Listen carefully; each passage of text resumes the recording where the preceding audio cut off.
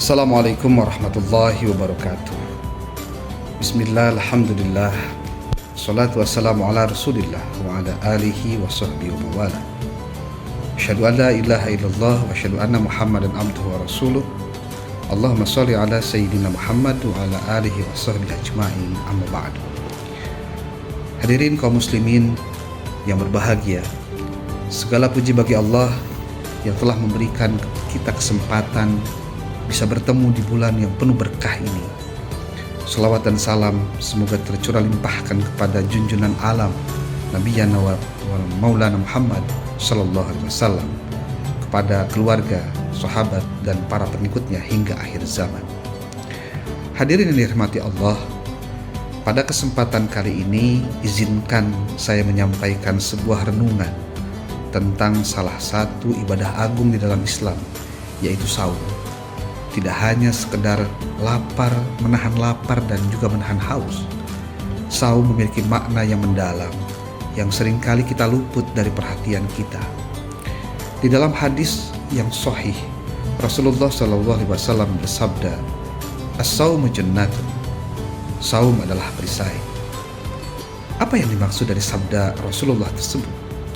Bagaimana saum bisa menjadi perisai bagi kita? Dan apa yang harus kita lindungi dengan perisai itu? Mari kita simak lebih lanjut. Yang pertama, memahami makna saum sebagai perisai. Secara bahasa, perisai berarti sesuatu yang melindungi seseorang, melindungi dari bahaya atau dari ancaman.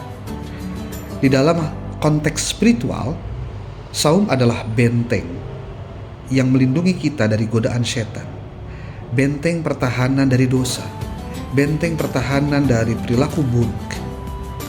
Ketika kita berpuasa, kita tidak hanya menahan makan dan minum, tetapi juga menjaga diri kita dari segala bentuk perbuatan yang dilarang oleh Allah Subhanahu wa Ta'ala. Perisai bisa bekerja secara fisik ataupun juga secara batin. Secara fisik, kita dilatih untuk menahan nafsu, menahan perut, dan hal-hal yang sifatnya godaan syahwat biologis. Namun, yang lebih penting daripada itu adalah bahwa ada perlindungan batin.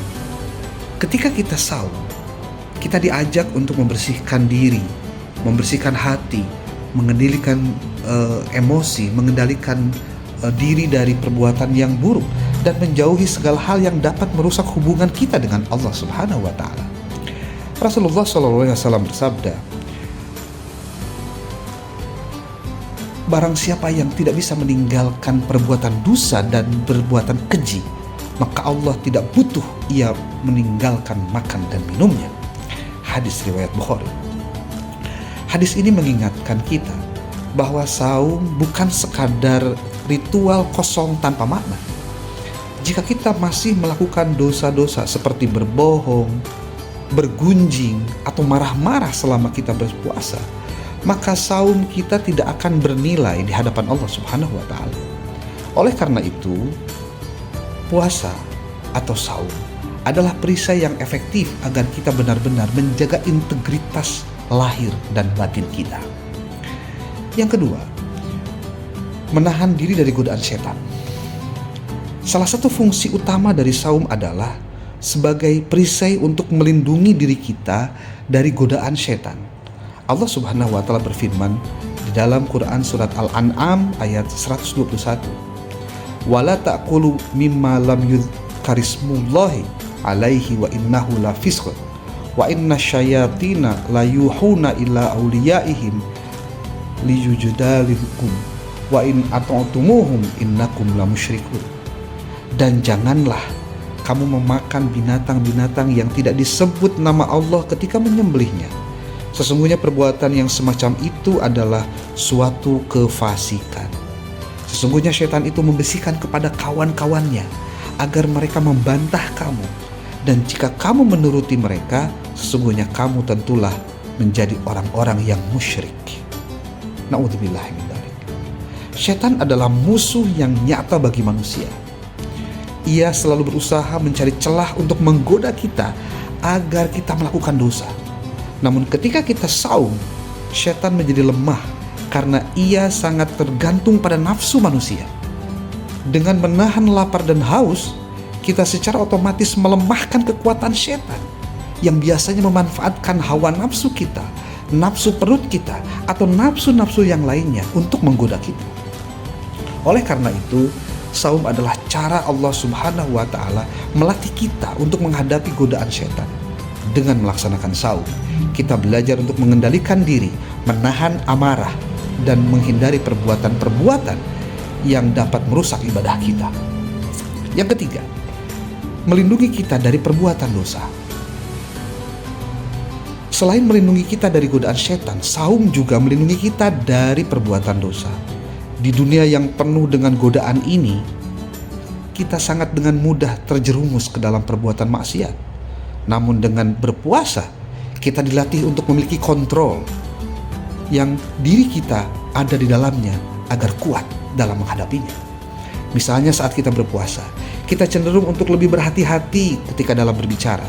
Kita tidak ingin berkata kasar, tidak ingin berbohong, atau bahkan menyakiti orang lain karena kita tahu bahwa hal itu dapat merusak saum kita. Begitu pula dengan perbuatan lainnya, seperti melihat hal-hal yang haram, mendengarkan musik yang tidak bermanfaat, atau bergosip dengan orang lain. Dengan kata lain, saum mengajarkan kita untuk menjadi pribadi yang lebih baik. Kita belajar untuk menjaga lisan kita, mata kita, telinga kita, anggota tubuh yang lainnya agar tidak digunakan untuk hal-hal yang bertentangan dengan ajaran Islam. Inilah yang dimaksud dengan puasa sebagai perisai, melindungi diri kita, melindungi semua anggota badan kita dari perbuatan dosa yang dapat sekali lagi merusak hubungan kita dengan Allah Subhanahu wa Ta'ala. Yang keempat, saum membangun kesabaran dan juga ketakwaan. Saum juga melatih kita untuk bersabar dan bertakwa kepada Allah. Sabar adalah kunci utama dalam menjalani hidup ini. Tanpa kesabaran, kita akan mudah tergoda untuk melakukan hal-hal yang tidak baik. Dengan berpuasa, kita dilatih untuk menahan diri meskipun ada banyak godaan di sekitar kita.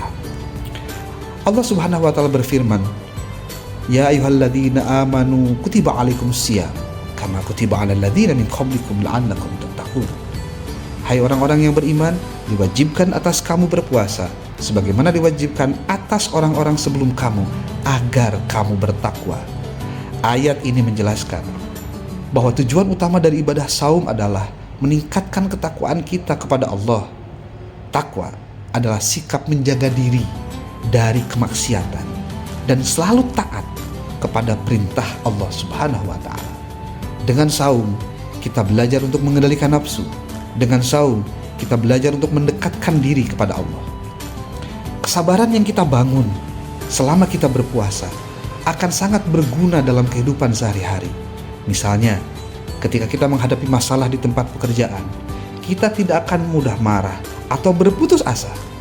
Ketika ada orang yang menyakiti kita, kita akan mampu memaafkan dan tidak membalasnya dengan keburukan. Semua itu adalah hasil dari latihan spiritual yang kita dapatkan selama berpuasa. Hadirin, terakhir yang kelima, saum adalah investasi akhirat. Akhirnya, mari kita renungkan bahwa saum bukan hanya untuk kepentingan duniawi saja, tetapi juga sebagai investasi kita untuk kehidupan akhirat kita. Allah Subhanahu wa Ta'ala menjanjikan pahala yang besar bagi orang-orang yang berpuasa dengan ikhlas. Bahkan pintu surga yang namanya Ar-Rayyan khusus dibuka untuk orang-orang yang berpuasa. Betapa mulianya kedudukan orang-orang yang berpuasa di sisi Allah Subhanahu wa Ta'ala. Oleh karena itu, marilah kita menjadikan saum ini sebagai sarana untuk mendekatkan diri kita kepada Allah dan mempersiapkan diri menuju kebahagiaan abadi di akhirat. Demikian renungan yang bisa saya sampaikan. Mohon maaf apabila banyak kekurangan dan kesalahan. Billahi taufiq wal hidayah, wallahu muwaffiq ila aqwamit thoriq. Wassalamualaikum warahmatullahi wabarakatuh.